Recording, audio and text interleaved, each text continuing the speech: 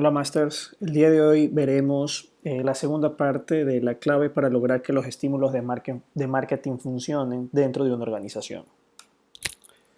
Si recordamos, tenemos el empleado o cliente interno dentro de la empresa y existen cuatro variables que éste tiene como entorno que se debe trabajar o desarrollar.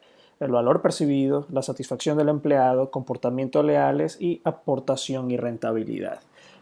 La vez anterior vimos sobre el valor percibido y satisfacción del empleado. Hoy entenderemos un poco sobre los comportamientos leales y cómo influye dentro de la organización y la aportación y rentabilidad. Bien, cuando hablamos de comportamientos leales, tenemos dos aristas que tenemos que tener muy en cuenta. Primero, el tipo de empresa que soy y segundo, el tipo de empleado que está dentro de la organización o que voy a contratar dentro de mi organización. Entonces, cuando hablamos del tipo de empresas, yo tengo que evaluar si mi empresa tiene un comportamiento de baja o alta rotación de mis empleados, como también una baja o alto desarrollo de mi empleado.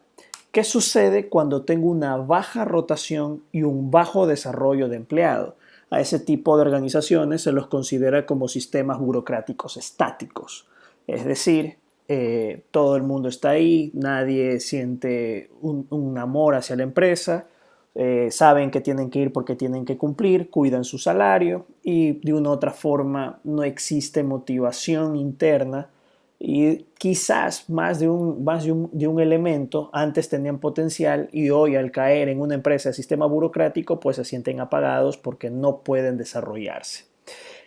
¿Qué sucede cuando tengo una empresa con bajo desarrollo de empleado y una alta rotación del empleado? A eso se los consideran sistemas inconscientes o de bajo compromiso.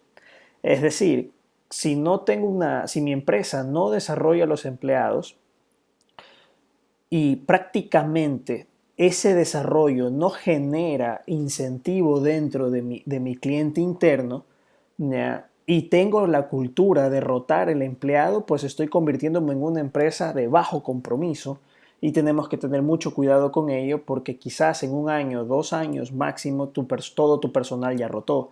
Ese es un tema muy clave porque de una otra forma, si creemos en el empleado y consideramos que es el éxito de nuestro negocio, no podemos caer en una empresa o convertirnos en una empresa de bajo compromiso.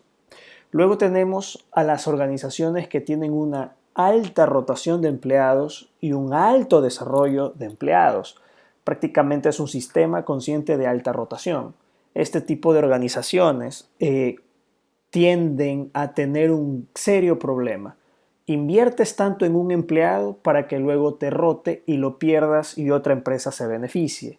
Es muy importante si es que la organización en la que te encuentras o si eres dueño de una organización, esa organización que manejas tiene una alta rotación y se te está yendo el personal, pues hay que evaluar internamente qué es lo que está sucediendo.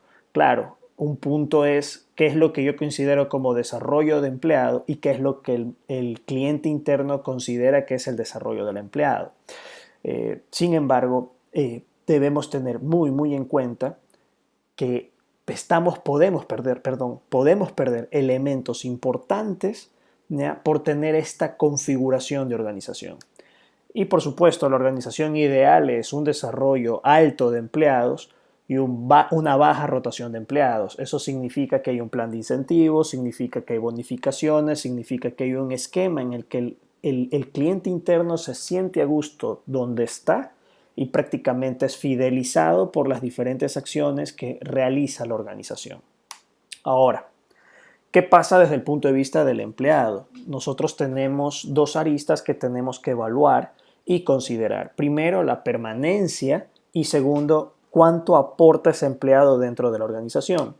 Cuando tienes un empleado que tiene una baja aportación y prácticamente una baja permanencia dentro de las empresas o de las organizaciones, pues es un cliente interno tapa que prácticamente no les interesa a largo plazo y está rotando de un lado a otro. Este tipo de empleados no nos beneficia tener si los identificas de una otra forma trata de controlarlos y evitar de que ellos afecten al resto del personal. Segundo, tenemos aquellos clientes internos que no generan valor y que tienen una alta permanencia dentro de la empresa. Entonces, esto se los considera menú del día. Son fieles con la organización, pero su aporte es leve, es muy pobre, es poco. Este tipo de empleados, la idea es tratar de desarrollarlos en su aportación de valor. Caso contrario, tenlos en temas operativos, donde sabes que no aportan en lo estratégico, en lo táctico, pero probablemente operativamente te están siendo muy útiles dentro de la organización. Tenemos aquellos clientes internos o empleados que en cambio generan mucho aporte en la organización, pero tienen una baja permanencia porque hay algo que los está desmotivando y sabes que a pesar de que aportan pueden irse. A este tipo de cliente interno se lo considera visa oro. Claro, todos queremos tener una visa oro y cuando nos genera valores impresionantes, se le acaba el cupo, tengo que guardarla y sacar otra tarjeta de crédito. Probablemente este tipo de cliente interno, al ver que su aporte y todo lo que hace por la organización lo motiva en un tiempo, pero luego con el pasar del tiempo dejó de motivarle, puede que esté en riesgo su permanencia y a estos de aquí debemos cuidar y tratar de extender su permanencia. Hay que conversar con ellos y saber qué es lo que le está generando insatisfacción y evaluar proyectos de trabajo dentro de la organización. Y tenemos por último el cliente interno ideal, que son muy pocos en algunas organizaciones, como es aquellos clientes internos gourmets, que son fieles, aportan y lo más importante, se lo siente dentro de la organización. Es decir, tienen un alto aporte de valor y una alta permanencia. Son aquellos que toman las riendas de los asuntos de la organización y los sacan adelante. Entonces, este tipo de cliente interno realmente vale la pena tener y vale la pena cuidar. Bien, luego tenemos la aportación y rentabilidad del empleado dentro de la organización. Hay 3 puntos que nosotros debemos entender que un empleado vive. El primero es el querer, es decir, su actitud. Querer hacer las cosas de acuerdo a su actitud que él posee. El segundo es poder hacer las cosas, el cual depende del talento natural o adquirido que ese empleado tiene o ese cliente interno tiene. Y por último, el equilibrio personal, que se vincula con las 6 necesidades emocionales. Lo vimos en la clase pasada, me parece que fue el capítulo 2, o el tema 2, y que realmente influye en su equilibrio como tal. Veamos qué significa esto. Yo tengo una tarea que le estoy encomendando, que le doy a mi equipo de trabajo o al empleado. Entonces tengo por un lado la voluntad, el cual puede ser el querer hacer las cosas, el cual está en lo consciente o que se vuelve consciente y en la actitud que tiene él para ejecutarlo. Si esto de aquí lo posee mi empleado, fantástico. El segundo punto es el talento o el poder hacer las cosas, el cual ese talento puede ser natural o adquirido. Cuando hablamos de talento adquirido, es todo el conocimiento o aptitudes que él ha tenido en el tiempo y las experiencias que él tiene en el tiempo. Entonces, tengo una persona que tiene un talento natural, el cual debo explotar, y también si esos adquiridos son los que generan valor dentro de la organización, porque ese conocimiento y esa experiencia la aprovecho yo como empresa. Ahora, esa persona tiene que tener equilibrada su vida personal. Si ese equilibrio no hay, va a afectar en la voluntad y en el talento. Entonces, dentro del equilibrio, hablamos de la salud, el intelecto, las emociones y el espíritu. Entonces, todo este tipo de cosas, y muchas veces decimos, no me importa lo que pase en tu vida personal, a mí lo que me interesa es que me rindas en el puesto de trabajo, pero eso es falso, porque si él tiene un equilibrio, si su equilibrio como persona está desestabilizado, definitivamente no me va a rendir. Y estas son aristas que el empleado considera importante y que de una u otra forma él tiene que tener equilibrado. Caso contrario, va a afectar en la ejecución de sus tareas. Entonces, veámoslo de esta forma. El valor económico añadido que me está aportando y me genera rentabilidad por parte del empleado funciona con esta fórmula. El talento natural de la persona, el cual yo tengo que atraer y potenciar, más el talento adquirido de la persona, el cual tengo que crear y desarrollar, porque si lo tiene, increíble, va a durarle el tiempo en el que él adapte su conocimiento dentro de su puesto de trabajo, pero de ahí para adelante yo tengo que seguir generando, creando o desarrollando ese talento adquirido. Y al talento natural siempre tratar de potencializarlo, así aprovecho al máximo mi personal, más las actitudes, el cual es el querer hacer las cosas y que debemos fomentar que el empleado quiera hacer las cosas. Muchas veces apagamos ese deseo y perdemos la actitud de las personas. Entonces, si vemos empleados con actitud o que quieren hacer las cosas, fomenta que las hagas, pero desarrolla sus talentos. Caso contrario, esa persona solamente puede ser ganas o actitud, pero muy poca aptitud y va a generar más bien impactos negativos dentro de la organización. Todo esto multiplicado de una u otra forma por el equilibrio, que es darle un empoderamiento al empleado, darle límites que él pueda manejarse y él pueda desenvolverse entre sus actitudes y su talento. De una u otra forma, entendiendo y trabajando esto con el personal, vamos a tener buenos resultados dentro de la organización.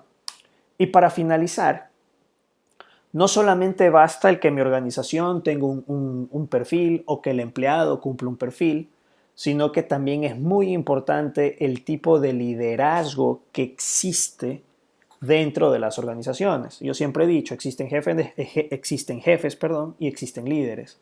¿Cómo yo detecto, cómo sé cuál es mi tipo de liderazgo, mi tipo de jefatura dentro de la organización?